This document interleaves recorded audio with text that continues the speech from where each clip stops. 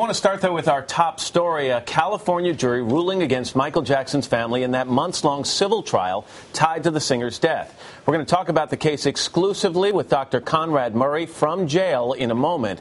But first, here's NBC's Mike Taibbi.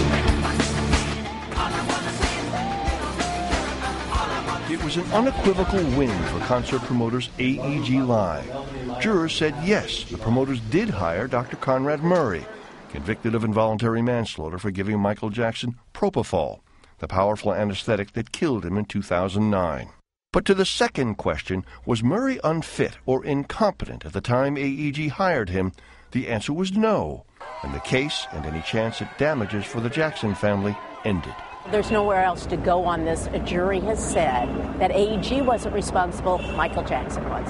The verdict was a clear win for AEG, but despite the wording of that second question, it was nothing close to vindication for Dr. Conrad Murray, as the jurors made clear. Jury foreman Greg Barden said Murray was competent as the general practitioner he was initially hired to be, but that's all. In the end, he was very unethical. He did something he shouldn't have done. And even Murray's lawyer conceded the AEG verdict would have little impact on the prevailing view that he's the doctor who killed Michael Jackson. We're challenging that on appeal, and we'll see what happens with that. The jurors in this trial said AEG was not responsible for whatever Jackson's doctor did in a sealed-off room in the last days of his life. How could AEG have done anything about it when they were kept in the dark?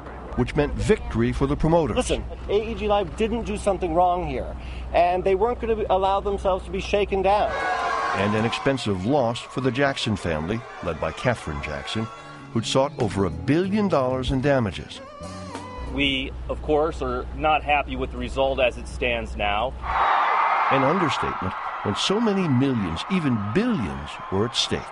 For today, Mike Taibbi, NBC News, Los Angeles.